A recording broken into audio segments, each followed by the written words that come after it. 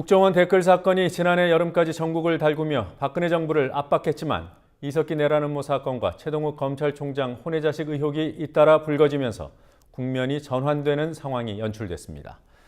그러다 지난해 10월 다시 한번 18대 대선의 정통성을 뒤흔들 만한 사실이 폭로됐습니다. 바로 국군 사이버사령부의 대선 개입 사건입니다. 국민특검 5회는 국군 대선 심리전단이라는 제목으로 국군 사이버사령부의 대선 개입 의혹을 총정리합니다. 오늘 국민특별검사로 이 사건 처음 국회에서 세상에 알린 새정치민주연합 김광진 의원과 사이버사령부와 관련한 특종 보도를 한 경향신문 정치부 구교형 기자를 모셨습니다. 두 분 시간 내주셔서 고맙습니다. 네, 먼저 이 사건이 어떻게 세상에 알려지게 됐는지 알아보도록 하죠. 김 의원님. 예. 처음 이 사건을 밝힌 게 지난해 10월이었죠? 예, 그렇습니다. 네, 당시 상황을 간략히 말씀해 주시겠습니까? 처음 세상에 제가 말을 한 것은 10월 14일 날 네. 작년 국정감사가 시작되는 첫째 날이었었고요.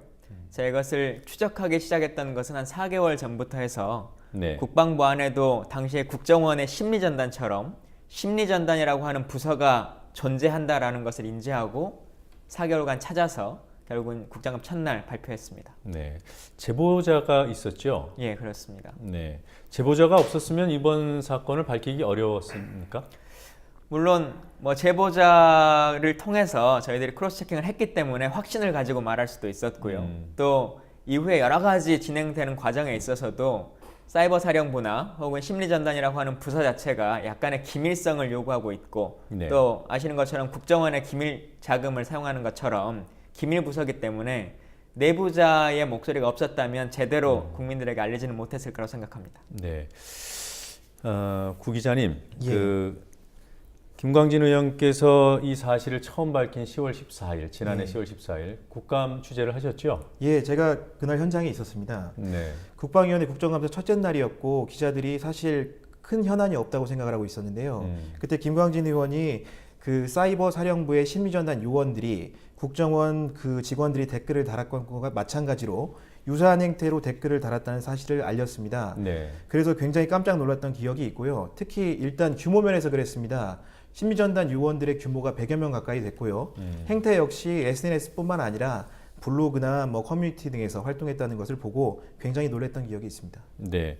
구 기자께서 사이버사령부 전직 간부의 증언을 보도하신 게 1호부터 약 한 달 뒤였죠? 예, 맞습니다. 그쪽을 네. 기억합니다. 전직 사이버사령부 고위 간부 기혁 씨라고 예, 맞습니다. 기사에 나와 예. 있더군요. 이 사람이 김광진 의원실에 제보한 사람인가요? 예, 동일인입니다. 네, 그때 취재해서 보도한 그 간부의 증언 내용 좀 예. 정리해 주실까요? 일단 그랬습니다. 이분의 발언의 주된 요지는 사이버사에서 일일 보고라는 것을 국방부 장관을 경유해서 청와대에 했다는 것이었습니다. 네, 정확히는 이런데요. 그 쿼트를 인용을 하면 매일 오전 7시 A4 용지 2~3장 분량의 상황 보고를 국방장관을 경유해서 청와대에 했다. 네, 그리고 정치글 작성과 밀접한 심리전과 관련된 내용도 A4 용지 한 장으로 별도 보고를 했다. 이렇게 되어 있습니다. 네, 이게 결국은 이런 내용들이 다른 그 증거들을 통해서도 입증이 좀 된 측면들이 있는데요. 그 지금 심리전단 단장 새로 맡게 된 그 박모 씨의 공적 소설을 보면 이분이 당시에는 운영대장 역할을 했었는데요. 네, 일일 동향을 종합하고 장관님 등 상부 보고를 전담함으로써 국방정책 홍보에 기여했다고 되어 있습니다. 이런 그 과거의 증거들과 이분의 증언이 일치했기 때문에 상당히 신빙성이 있다고 판단했습니다. 네. 김 의원님, 예. 그 530단, 그러니까 예. 심리전단의 부대명이 530단이죠. 예. 이 530단이 원래는 합참 소속 아니었습니까? 처음에는 합참 소속으로 있다가요. 네. 사이버 사령부라고 하는 부대를 국방부 장관 직활부대로 창설하면서 예. 530단이 넘어왔습니다. 심리전단이. 그러면 합참 소속으로 있을 때도 530단이었습니까? 부대 명칭은 사실은 임의로 그냥 호칭을 하는 거여서 네. 사이버 사령부 안에 530단, 590단 뭐 이제 이런 식으로 이름은 그때그때 정하는 겁니다. 네, 알겠습니다. 근데 합참에 있을 때도 심리전단이라고 하는 이름을 가지고 운영한 것은 사실입니다. 왜 합참에서 국방부로 옮겼을까요? 사실 당시에는 좋은 취지에서 옮겼습니다. 이것을 심리전단이라고 하는 것 자체보다도 어떻게 보면 사이버 사령부라고 하는 기구를 독립시켜야 될 필요성이 있었다. 네. 당시에 북한의 뭐 디도스 공격이라든가 농협 해킹이라든가 이런 것이 생기면서 우리도 제3의 전쟁을 준비하기 위해서라도 사이버 사령부를 독립시켜야 된다라고 하면서 이제 부서들이 여기저기 좀 산재에 있던 것들이 옮겨와서 단일화되는 과정에 같이 들어온 거라고 보시면 될 것 같습니다. 네. 그 북한을 향해서 뭐 방송을 하고 선전전을 하는 그 부대도 같은 부대 소속이었습니까? 예, 그렇습니다. 거기서 일하던 분들도 다 사이버 사령부로 예, 그렇습니다. 넘어오고요. 네. 구 기자께서 조금 전에 그 오삼공단이 매일 아침 상부에 일일 보고를 했다고 말씀하셨는데요. 예, 맞습니다. 그 상부라는 거는 구체적으로 어느 선까지입니까? 그 상부라고 하는 그 간부의 증언은 그랬습니다. 그 심리전단 요원들이 네. 530단 단장에게 보고를 하면 그 내용을 단장은 또 사이버 사령관에게 보고하게 됩니다. 네. 그리고 사령관은 또 그 내용을 일일이 종합하여서 당시 장관에게 보고했다고 되어 있고요. 현재 김관진 장관이요. 그렇습니다. 당시에도 장관이었고요. 네. 그 이후에 그 내용들이 청와대에까지 보고됐다고 증언을 하였습니다. 뭐 그리고 실제로 이런 증언까지 있는데요. 이 간부의 증언에 따르면 청와대에서 3개월에 한 번씩 회의도 했다. 그리고 덧붙여서 사이버 사령관도 수시로 청와대에 불려갔다고 했습니다. 청와대에 누가 그 회의를 주재하고 또 청와대 어느 선까지 보고가 됐는지 그 부분은 취재가 안 됐는지요? 예, 자세한 내용은 저희도 좀 궁금증이 많은데요. 당시에 보고체계상 청와대에서 국방기획을 총괄하는 분들까지 보고된 것으로 파악하고 있습니다. 네, 알겠습니다. 그 당시에는 사이버 사령관이 누구였습니까? 보고가 이루어지던 시기에. 당시에는 연재욱 사령관이었습니다. 지금 청와대 국방비서관으로 계시는 분인데요. 네. 그분이 사령관을 맡고 있었습니다. 네, 그 얘기는 조금 이따 또 해보도록 하고요. 구 기자 기사에 담긴 내용 중에서 사이버 사령부와 국정원과의 관계. 예. 지금 뭐 보고 얘기는 국방부 장관을 경우에서 청와대로 갔다라고 되어 예, 있잖아요. 맞습니다. 예. 여기 국정원은 개입이 안 돼 있습니까? 이 간부의 증언에서 국정원과 관련된 대목도 있습니다. 그 네. 내용즉슨 초대 사이버사 간부들 같은 경우에 취임 당시부터 국정원과 기무사의 관계 때문에 힘들어했다고 육성 증언을 하고 있는데요. 네. 그 이유인즉슨 국정원 뜻을 거스르면 불이익을 받는다는 겁니다. 그 내용을 이제 포괄적으로 말씀을 하시면서 그 처음에는 사이버사 창설 초기에는 이 간부들이 아무래도 외압을 받지 않으려고 네. 국정원과 기무사 간부들의 출입을 엄금했다고 합니다. 근데 그런 부분들이 나중에 2대 사령관인 연재욱 사령관이 부임한 이후부터 굉장히 해이해지기 시작했고 그런 부분들이 추정컨대 아무래도 그 정보활동비 명목으로 특수활동비를 지원받는다거나 그런 물적인 지원이라든가 또 아니면 여러 가지 그 대응 내용들을 공유하기 때문에 국정원의 영향하에 있고 그런 부분들이 아무래도 그 사이버사의 활동에 상당히 큰 영향을 준 것 같습니다. 네, 지금 구 기자께서 특수활동비 얘기를 해주셨는데요. 이 부분 김 의원님께 또 좀 질문을 드리도록 하겠습니다. 사이버 사령부가 국방 예산을 쓰지 않고 특수활동비라는 것을 사용한 이유가 뭐죠? 사실 이 특수활동비의 사용처를 밝히는 것이 특검이 해야 될 역할 중에 하나입니다. 네. 이 부분을 사실 일이라고 하는 것은 돈을 가지고 하는 것인데 돈을 어떻게 썼느냐라고 하는 것을 밝혀내면 어떤 일을 정확히 했는지를 알 수 있는 것인데 네. 현재는 국방예산 외에 국정원의 특수활동비는 법상 공개되지 않고 있습니다. 근데 이미 지금 나와 있는 것만 하더라도 말씀드린 제보자의 제보에 의하면 그 사람이 스스로 말하기를 국정원에서 주는 특수활동비의 인센티브가 그러니까 현금으로 지급하는 수당이 네. 우리들이 이런 불법적인 일이라는 것을 알면서도 불구하고 계속적인 일을 할 수 있도록 만들었다라고 하는 발언도 있었고요. 그리고 기사에도 계속 나옵니다만은 대포폰을 가지고 이용하는 것 그리고 아이패드를 지급해가지고 아이패드나 노트북을 지급해서 외부에 나가서 어떤 공간에서도 인터넷을 꼭 할 수 있게끔 해주는 것. 네. 근데 이게 상시적으로 꼭 해야 되는 일이라면 국방 예산을 가지고도 충분히 살 수 있는 것입니다. 근데 네. 현재 그걸 어떤 용도로 쓰는지를 밝히지 않기 위해서 특수활동비를 계속적으로 사용해 왔고 또 결국은 이 사건이 발생되고 난 이후에 그러면 그 아이패드와 노트북을 통해서 어떤 일을 했는지를 밝혀내라 라고 말했더니 전부 다 이게 지워져서 복구를 시킬 수가 없다라고 하는 것이 지금 국방부의 입장입니다. 네. 그러니까 국방부의 예산을 쓰지 않고 국정원의 특수활동비를 사이버 사령부가 썼는데 예. 그것은 이른바 뭐 작전폰으로도 쓰고 예. 그리고 또 댓글이나 게시물들을 올리는데 필수적인 노트북 예. 또 뭐 아이패드 이런 데 사용이 됐다는 거군요. 그리고 또 한 가지는 업무라고 하는 것을 하기 위해서는 말씀드린 것처럼 돈이라고 하는 것을 가진 사람이 힘이 있는 거 아니겠습니까? 네. 사이버 사령부가 창설 초기에는 국정원의 특수활동비를 1원도 받지 않습니다. 아, 그래요? 예, 아까 구 기자님 말씀하신 것처럼 초창기에는 국정원에서 독립하기 위한 국방부의 일정 정도의 원력 싸움이 있었고 그 싸움에서 져서 연재욱 사령관이 오기 전에 초대 사령관은 원스타 장군이셨는데 그 싸움에서 져서 대령급의 자리로 좌천돼서 물러나시고 연재욱 장군이 들어오시죠. 네. 그러면서부터 해년마다 30억씩 40억씩 막판에는 50억에 가까운 돈들을 매년 받아가게 됩니다. 그러면 돈을 줬으니 국정원은 돈에 맞는 역할을 부여했겠죠. 네. 그 돈이 아까 김 의원님 말씀 중에 뭐 작전폰 등 이른바 비밀 작전 수행에 쓰이는 것 이외에 예.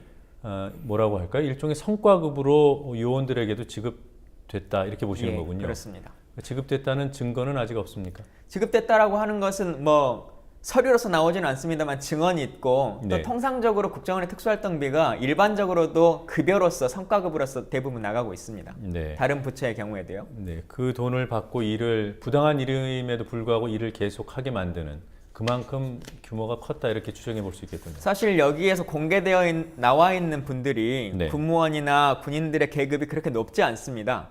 9급이나 8급 정도 되시는 분들이어서 네. 본봉이 그렇게 우리가 생각하는 것만큼 많지 않기 때문에 뭐 50만 원이나 100만 원 정도의 금액이라고 할지라도 매달 이 돈이 나온다면 상당히 큰 금액인 것이죠. 네. 지금 얘기가 진행되면서 연재욱이라는 이름이 자주 거론이 예, 되고 그렇습니다. 있습니다. 예. 구 기자께서 이 연재욱 당시 사령관에 대한 취재를 꼼꼼히 하신 걸로 알고 있습니다. 예. 어떤 사람입니까? 그 연재욱 사령관은 사실 참여정부에서 NSC 행정관을 지냈던 분입니다. 네. 그래서 어떻게 보면 친야 성향의 인물로 낙인이 찍혀서 이명박 정부 초반에는 사실 진급을 못하고 네. 쉽게 얘기해서 장군이 못된 대령을 계속 대령직을 유지하고 있었는데요. 네. 이분애가 우연하게 기회가 찾아온 것 같습니다. 2011년 11월로 기억을 하는데요. 네. 그 연재욱 당시의 대령이 임기제 진급이라는 것을 하게 됩니다. 굉장히 국방부에서는 이례적인 진급이라고 여겨지는데요. 네. 대령에서 준장으로 진급을 하면서 이와 동시에 그 사이버 사령관 지위에 오게 됩니다. 아무래도 그 기한이 있는 진급이다 보니까 더 열심히 해야 될 필요성이 있었을 것 같고요. 그때부터 대선 직전인 2012년 10월까지 사이버 사령부를 이끌면서 총 책임을 졌습니다. 네. 그 이후의 궤적이 더 재미있는데요. 이분이 그 다음 부직이 어딘가 하면 국방부 정책기획관입니다. 국방부 정책기획관이라고 하면 국방부 업무를 총괄하는 자리라고 보시면 되는 건데요. 그러한 주요한 보직에 대선 직전에 또 이렇게 임용이 되는 행운을 누리게 됐습니다. 그리고 박근혜 대통령이 당선이 된 다음에 대통령직 인수위원회가 꾸려졌는데요. 거기에도 이분이 참여하게 됩니다. 그리고 그 이후에 청와대의 그 인선 과정에서 또 한 번 2013년 4월에 청와대 국방비서관으로 임명이 되게 됩니다. 어떻게 보면 굉장히 어려운 자리에서 이렇게 그 높은 자리까지 올라 고속 승진한 케이스라고 할 수 있고, 그리고 국방부에서 굉장히 이례적으로 임기제 진급을 준장으로 진급할 때 한 번, 네. 그리고 또 소장으로 진급할 때 한 번, 도합하여 두 번 한 굉장히 이례적인 승진 케이스라고 할 수가 있습니다. 네. 그래서 그 연재욱 씨를 두고 뭐 대선 농공 행상의 수혜자다 이런 얘기가 나오는 거군요. 예, 맞습니다. 네. 그 연재욱 지금 현재도 청와대에 있어요. 예, 지금도 있습니다. 예. 네, 지금 이런 좋지 못한 사건, 예. 특히나 정권을 압박하는 사건에 연루됐을 경우에는 자리를 바꿔주는 것이 상례일 텐데 작년 10월에 사이버 사령부에 이런 문제가 불거진 이후 지금까지도 자리를 굳건히 지키고 있습니다. 예. 비결이 뭡니까? 그 비결은 청와대가 잘 아시겠죠. 근데 네. 구 기자님의 설명 중에 제가 한 가지만 더 첨하자면 네. 앞서 뭐 국민들도 그렇겠습니다만은 어떤 라인으로 청와대로 보고가 됐을까라고 하는 게 궁금하시지 않습니까? 네. 근데 연재욱이 어떤 길을 거쳤는가를 보면 그 길이 어느 정도 보입니다. 일단 사이버 사령관이 매일 블랙북의 형식으로 보고를 받았다라고 하는 것은 군 검찰의 기소 내용에도 나옵니다. 그래서 네. 사이버 사령관은 그것을 받았다라고 하는 것은 알고 있는 것이고요. 그리고는 이 연재욱이 사이버 사령관으로 넘어가는 과정에서 원래 사이버 사령부라고 하는 것은 국방부 장관의 소속 중에서 기획조정실장이 담당하는 부서였습니다. 네. 그런데 정책실이 가져가죠. 그래서 그리고는 이 연재욱 사령관이 정책실로 옮겨갑니다. 네. 그리고 청와대로 간다고 하면 청와대 안에서 국방을 담당할 사람이 가장 먼저 누구겠습니까? 안보실장까지 가기 전에는 국방비서관입니다. 네. 현재 연재욱 장군이 청와대 국방비서관을 하고 있죠. 어떤 라인으로 이것들이 보고가 이루어질 것인지는 그것을 통해서도 충분히 인지할 수 있다고 생각합니다. 자, 그러면 그 당시 연재욱 비서관이 그 당시 사령관일 때 청와대 국방비서관은 누구였습니까? 당시의 비서관은 제가 정확하게 상황은 모르겠습니다. 예. 기자님께 여쭤볼 게 있습니다. 지금 연재욱 당시 사령관에 대해서 얘기를 쭉 하고 있는데요. 예. 연재욱 지금 현재 청와대 비서관의 부친에 관한 얘기도 좀 나오더군요. 어떤 인물입니까? 사실 연재욱 국방비서관의 부친도 저명하신 분 중에 한 분입니다. 네. 전직 국회의원인데요. 그 이분이 국회의원을 하셨던 시점은 박정희 정부 때였습니다. 네. 그리고 그 정확하게 더 구체적으로 시점을 얘기하자면 삼선 개헌을 시도하려던 시점에 당시에 신민당 국회의원이었습니다. 네. 뭐 신민당 국회의원이라고 하면 야당 국회의원이었던 건데요. 당시에 그 박정희 그 대통령이 그 장기 집권 야욕이 이렇게 비추면서 당시 야당 반대가 굉장히 심했습니다. 그분이 얼만큼 또 집권할지 모른다는 위기감이 가속화되는 상황에서 네. 재미있는 일이 한 번 있었습니다. 야당 의원들이 삼선 개헌을 지지하는 성명을 낸 건데요. 공교롭게도 연재욱 국방비서관의 부친인 연중 전 국회의원께서 그 3명 중에 한 분으로 이름을 올리고 계셨습니다. 네, 그랬군요. 참 인연이 묘합니다. 예. 네, 5.3공단은 댓글뿐 아니라 동영상 그리고 합성 이미지도 인터넷에 유포를 했습니다. 몇 가지 사례만 추려서 보고 진행을 하도록 하겠습니다. 장부경 PD가 설명드립니다. 오늘 설명드릴 내용은 지난해 11월 국회 대정부 질문에서 폭로된 충격적인 합성 포스터들입니다. 제작 비용은 여러분이 내신 세금이고 제작과 배급은 국군 사이버사령부가 맡았습니다. 총선과 대선이 있었던 2012년 국군 사이버사령부가 만들어 인터넷에 유포한 저급한 합성물들로 몇 가지만 골라서 보겠습니다. 김관진 국방장관을 영화 포스터 등에 등장시킨 합성물들이 눈에 띕니다. 대북 강경책을 강조하는 내용이 대부분입니다. 이 정도는 다음에 살펴볼 이미지들에 비하면 애교 수준입니다. 역시 영화 포스터입니다. 로봇 태권브이를 패러디했습니다. 김관진 장관이 뿌리채 뽑고 있는 종북 세력의 야당 인사들을 그려 넣었습니다. 야당 인사들을 김정일과 한패로 묘사해 만든 합성물도 있습니다. 아예 가슴에 인공기까지 그려 넣었습니다. 이런 저급하고 위험한 매도가 우리 군에 의해 자행됐습니다.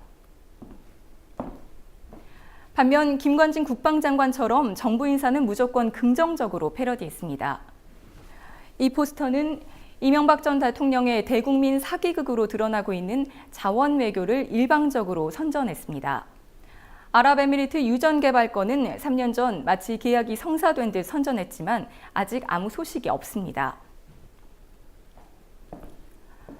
여기서는 야당 의원들을 종북으로 매도하고 매를 버는 얼굴들로 표현했습니다. 한겨레 신문은 한 걸레, 한 괴뢰로 표현했습니다.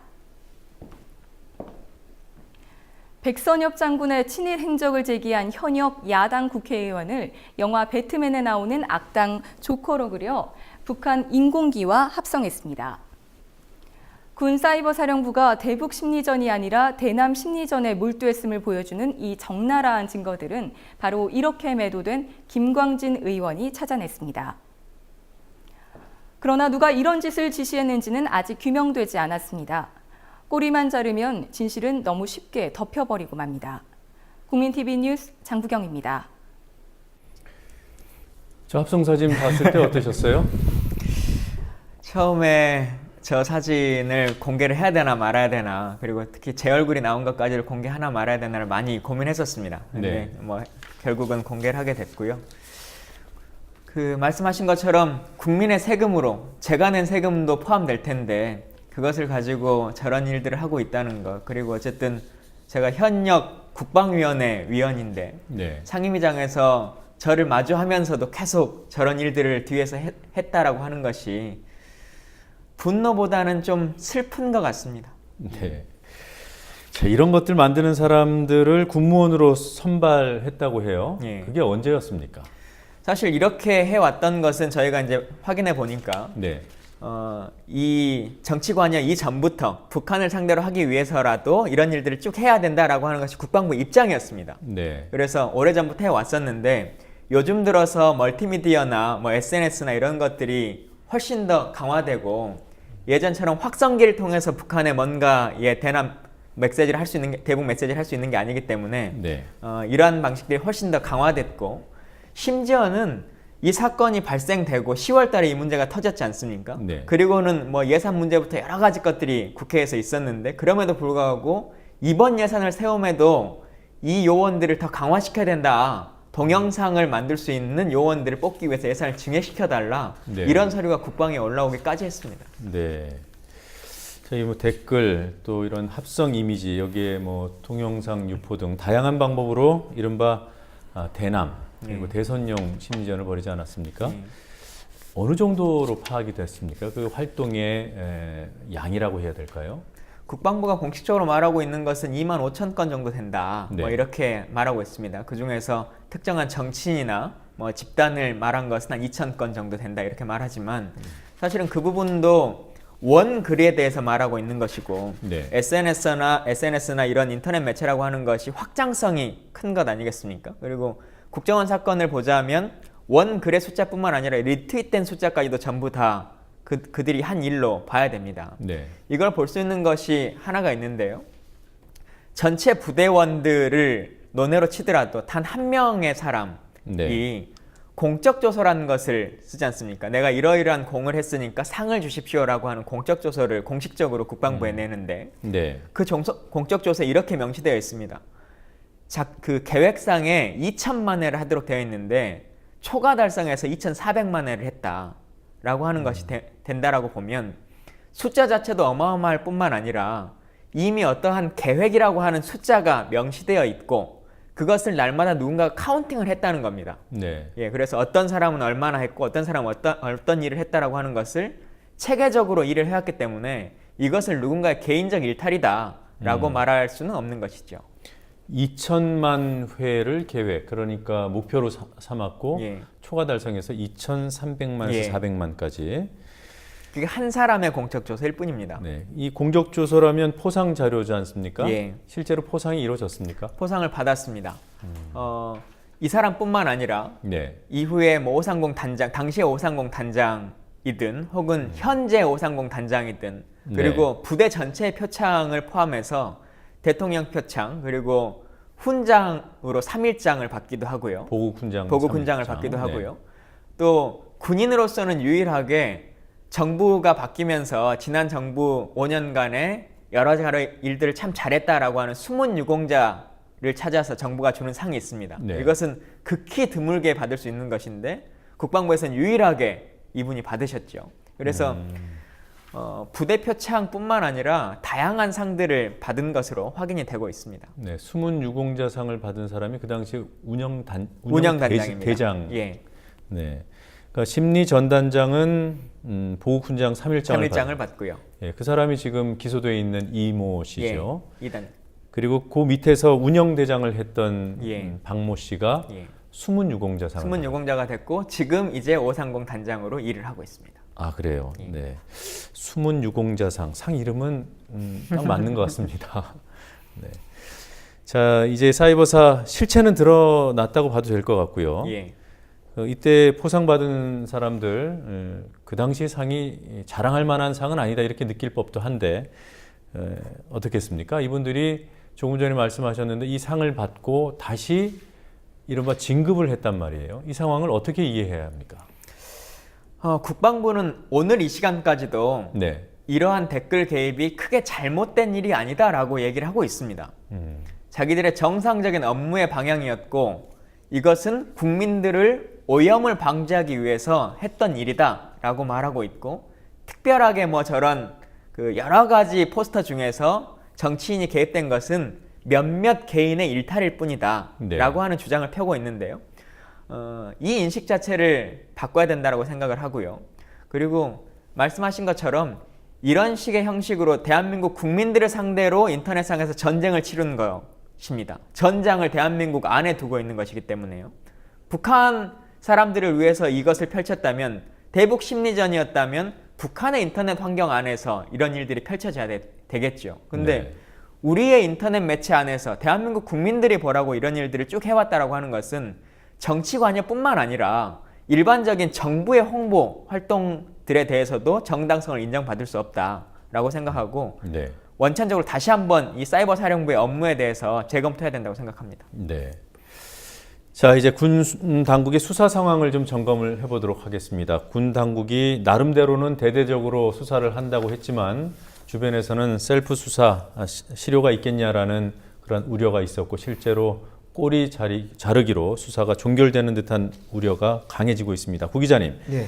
그 초기 이번 사건이 불거진 직후 국방부에서 내놓은 반응부터 지금 수사 상황까지 네. 좀 정리를 해주시죠. 네, 제가 전달해 드리겠습니다. 10월 14일 알려진 대로 김광진 의원이 국방위 국정감사에서 사이버 사령부 심리전단 요원들의 그런 댓글 행적들을 공개를 했습니다. 네. 그 이후에 신속하게 국방부가 그 처리 작업에 들어갔는데요. 그러면서 그 일부 요원들에 대한 소환 조사와 압수수색도 병행을 했습니다. 하지만 바로 일주일 뒤에 꼬리 자르기가 시작이 됐습니다. 국방부는 이런 공식 입장을 발표하는데요. 이것은 개인적으로 벌인 일이다. 그리고 그 앞으로 용의자 신분으로 바꿔서 수사하겠다는 굉장히 소극적인 대응을 내놨습니다. 그 이후에 또 민주당 의원들이 추가 폭로를 하게 됩니다. 김광진 의원이 10월 23일인데요. 사이버 사령부 댓글 요원이 추가로 있다. 이런 내용을 폭로를 하게 됐고 진성준 의원도 여기에 조응하는 자료를 내게 됩니다. 그러자 국방부 조사본부는 일부 실체를 인정을 했습니다. 사이버 사령부 요원 3명의 아이디가 확인이 됐다. 더 수사를 해보겠다고 했습니다. 하지만 그 이후에 여러 의혹들이 추가로 제기됐음에도 감감무소식으로 진행이 되다가요. 네. 그 한참 뒤인 12월 19일에 중간 수사 결과를 발표하게 됩니다. 네. 그때 내용은 일부 그 요원들과 사이버 심리전단 단장이 군형법이 규정한 정치관여죄를 위반했다. 네. 이들이 정치운동을 했다는 걸 일부 인정을 한 건데요. 하지만 사이버 심리전단 단장의 지시에 따라 한 것이고 그 위에 윗선은 없다. 그래서 굉장한 의혹만 많이 낳은 결과 발표였습니다. 네. 그 이후에도 사이버 사령관의 그런 관여 의혹을 밝히는 부분이나 청와대와의 그런 그 관계성을 의심하는 보도들이 잇따랐고요. 그러자 국방부는 아직 수사 중이다. 이런 발표를 계속 내놨습니다. 그러던 중에 작년 연말이죠. 김광진 의원이 국방부 정책기획관, 연재욱 사령관이 그 대선 직전에 국방부 정책기획관으로 갔다고 아까 말씀을 드렸는데요. 네. 그때에도 청와대를 집중적으로 방문했다. 이것이 차량 방문 일지를 통해서 확인이 됐습니다. 네. 그 내용을 통해서 대선 직전에 연재욱 전 사령관과 청와대와 국방부 사이에 모종의 커넥션이 있던 게 아니냐 또 한 번 그 불을 지폈고요. 하지만 여전히 국방부는 차후에 곧 발표하겠다. 3월에는 3월 말에 발표하겠다. 4월 지금 초에는 4월 초에 발표하겠다는 미루기식의 그 대응만 계속하고 있습니다. 그러니까 지금 아직까지 최종 수사 결과 발표는 없는 거예요? 예, 맞습니다. 여전히 국방부는 공범들에 대한 수사가 진행 중이다라고 얘기하고 있는데요. 사실 그 이태하 전 심리전단 단장, 네. 단장 같은 경우에는 지난 1월에 기소가 돼서 현재 민간인 신분으로 서울 동부지법에서 재판을 받고 있습니다. 네. 그런데 이 재판 역시 본격화되지 못하고 있는데요. 이유가 참 재밌습니다. 공범들에 대한 수사가 종료되지 않아서 증거 수집이 더 필요하다는 요지고요. 네. 그렇기 때문에 본 재판 이전에 보통 그 법원 같은 경우에는 공판 준비 기일이라는 게 있습니다. 네. 그 증인을 어떻게 할지, 향후의 재판 절차를 어떻게 할지 정하는데요. 공판 준비 기일만 몇 차례 열렸고요. 지금 본격적인 재판은 아직 시작조차 못한 단계입니다. 네. 변론 준비 기일만 지금 몇 차례 열린 그렇습니다. 상태다. 예. 네. 그러니까 이 전 단장 현재는 옷을 벗은 상황이고요. 예, 그렇습니다. 민간인 신분으로 재판을 받는데 구속 상태는 아니에요, 또. 그렇습니다. 참 공교롭다고 해야 될지 아니면 뭐 잘못됐다고 해야 될지 모르겠는데요. 사실 구속 필요 사유라는 것이 범죄가 소명이 되고 도주의 네. 우려가 있고 여러 가지 뭐 조건이 있습니다. 근데 사실 이분 같은 경우에 증거인멸 피의자이기도 합니다. 네. 증거인멸 혐의로 실제로 기소가 됐고요. 그리고 실제로 자기 그 요원들을 시켜서 자기가 행한 범죄들을 없애려고 했습니다. 네. 그럼에도 불구하고 구속영장을 청구하지 않았다는 점은 굉장히 다른 동질의 사건과 비교해 볼 때 형평성에 어긋났다 이런 판단을 할 수 있습니다. 구속영장을 청구했는데 기각된 겁니까? 아예 청구를 안 했습니까? 아예 청구하지 않았습니다. 아, 그렇군요. 그러니까 10월 14일 지난해 10월 14일 문제가 제기되고 그 당시 김광진 의원이 제기하고 김관진 장관이 예, 맞습니다. 예. 입장을 내놨죠. 모르는 일이다. 예. 그리고 나서 압수수색이 이루어진 게 제가 찾아보니까 10월 22일입니다. 예, 맞습니다. 일주일 일주일 넘어서 넘어서 이렇게 했고요. 진행이 예. 됐고 그 사이에 없앨 증거들은 다 없앴겠죠. 뭐 실제로 그 군 검찰의 공소장 있지 않습니까? 재판에 네. 붙일 때 하는 공소장을 보더라도 실제로 증거인멸 행적들이 굉장히 상당 부분 겹칩니다. 당시 네. 수사 착수 시점과 수사에 착수하기 전까지의 시점과 겹치는 부분들이 있는데요. 거기에 대해서 명백하게 낱낱이 밝히지 않았다는 반증이라도 할 수 있을 것 같습니다. 네. 그리고 그 이태하 전 그 당시 심리 전단장 예. 그분과의 공범을 찾고 있는데 그분의 지금 신병을 확보해두지 않으면 예. 공범과 무슨 일을 벌일지도 모르잖아요. 예, 맞습니다. 네. 실제로 그 사이버사 요원들을 기소하겠다고 의견을 중간수사 결과 때 발표했는데요. 네. 아직도 그들이 기소되지 않았습니다. 지금 이태하 전 단장만 재판이 진행 중이고요. 나머지 요원들은 아직도 추가적인 그 범죄 증거를 수집한다는 핑계로 여전히 사법 처리가 되지 않고 있습니다. 그리고 그 열 몇 명 기소가 안 된 상태예요? 예, 아직 안 된 상태로 알고 있습니다. 그렇군요. 그 이태하 전 단장에 대해서 영장을 청구할 것이라는 전망이 그 당시에 있었죠. 그렇죠. 아무래도 당시에 적어도 꼬리를 자르더라도 이태하 전 당장은 구속 수사함으로 해서 문제를 치유할 거라고 생각을 했는데요. 예상외로 영장을 청구하지 않고 그분은 또 버젓이 이제 이렇게 다니면서 뭐 본인 항변을 계속 하고 있습니다. 예. 그러니까 그 당시에 그 전망과 함께 나온 얘기가 또 하나의 전망이 청구 못할 것이다. 그러면 이태하 전 단장이 무슨 얘기를 할지 모른다. 그런 전망이 동시에 있었습니다. 예, 맞습니다. 예. 그 이태하 전 단장 같은 경우에는 사실 심리전 전문가입니다. 합참 시절부터 민군 심리전 관련된 과에서 오랫동안 네. 근무를 했던 베테랑이기도 하고 2010년도 사이버사가 창설했을 때부터 같이 했던 초기 멤버입니다. 그렇기 때문에 누구보다도 사이버 사령부의 개왕을 잘 알고 있는 인물이고 네. 그리고 연재육 사령관과 그 옥도경 현 사령관의 여러 가지 그 행적들 그리고 그가 사이버사 요원들과 어떤 관계 맺음을 했는가를 굉장히 잘 알고 있는 인물이기 때문에 만약 구속 수사하게 된다면 윗수원으로의 수사가 확대되는 것이 불가피할 것으로 보이긴 합니다. 네. 김 의원님, 현재까지 간부급에서 지금 구 기자 말씀대로 군무원인 단장 1명 기소했어요. 예. 심리전단만 해도 100여 명에 이르고 또 댓글 활동을 한 것으로 댓글 등의 게시물 활동을 한 것으로 파악된 사람만 20명이 넘는데 이게 군무원 단장 1명이 했다. 이해할 수 있습니까? 이게 셀프 수사의 한계이기도 하고 특검의 필요성이기도 합니다. 네. 그리고 그 전에 한 가지 말씀드릴 것이 국민들이 약간 오해하시는 게 그러면 이태하 단장이 잘못을 해서 옷을 벗었나 보다 이렇게 생각하시겠지만 12월 31일자로 본인의 임기가 만료가 돼서 나간 것일 뿐입니다. 네. 해직됐거나 해임된 것이 아닙니다. 그래서 그 부분을 다시 한번 말씀드리고요. 그럼 우리의 세금으로 퇴직금까지 다 준 겁니까? 예. 그래서 그 부분에 대한 부분이 하나 있고 앞서서 구 기자가 말한 것처럼 군 검찰이 이태하 단장과 11명의 요원들을 같이 기소하겠다라고 말했는데 네. 아직까지도 11명에 대해서는 아직 기소가 되지 않고 있고 또 하나는 이런 문제가 있습니다. 대한민국 법원이 군사법원과 일반법원이 분리되어 있습니다. 네. 그래서 군사법원에서는 일반인을 처벌하지 못하고 일반 법원에서는 군인들을 불러오지 못하지요. 네. 그래서 이후에 재판이 진행된다 손 치더라도 일반 법정에서는 이태하의 사건을 다루면서 군인들을 불러서 증인으로서 재판을 다루지를 못합니다. 그리고 군 검찰에서는 이태하 전 단장이나 뭐 국방부 장관은 직속 상관이어서가 아니라 민간인이기 때문에 군 검찰이 불러서 조사를 할 수가 없습니다. 네. 저에게 공식적으로 답변할 때 그렇게 말을 했습니다. 왜 국방장관을 조사하지 않느냐라고 하니 군 검찰은 민간인은 국방장관을 조사할 수 있는 권한이 없습니다.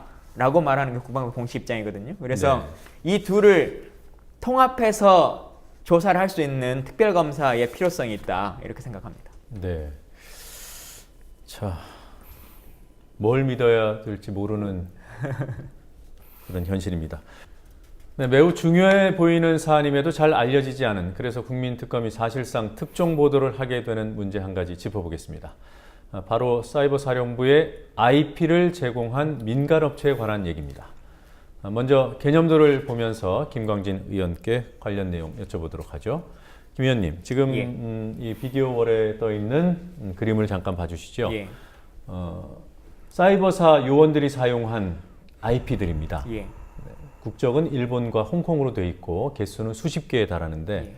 이 IP를 임대해준, 빌려준 그런 업체가 있다고 들었습니다. 그 업체는 조온 INS라고 하는 국방부와 밀접하게 연관되어 있는 회사입니다.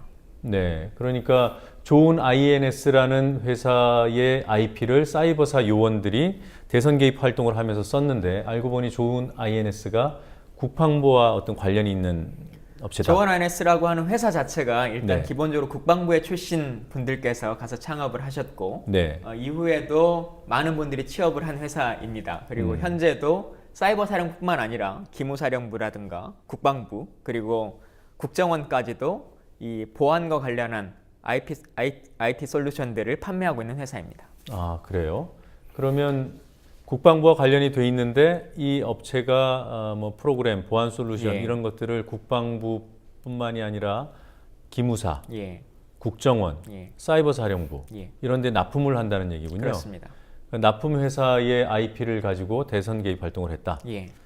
이 부분에 대한 군 당국의 수사가 이루어지고 있습니까? 이루어지지 않고 있습니다. 저희가 사실은 몇 가지를 요구한 것인데 첫 번째는 이 임대료를 네. 돈을 주고 IP를 썼을 테니까 이것이 국방부의 공식적인 비용으로 사용한 것인지 아니면 국정원의 특수활동비로 지출된 것인지를 확인하라 네. 라고 했지만 그것도 조사하지 않았고 또 이 요원들이 사용한 지금 일본과 홍콩이라고 나와 있는 사이버사의 이 IP들 외에 네. 추가적으로 국내에서도 사용한 IP들에 대해서도 공개하라 이것도 하지 않고 있고요. 네. 세 번째는 가장 중요한 사안입니다만은 저는 이래서 특검이 필요하고 압수수색을 꼭 해야 된다라고 생각을 하는데 지금 사이버 사령뿐만 아니라 다른 채널에서도 좋은 INS가 이 IP들을 임대하는 사업들을 하고 있습니다.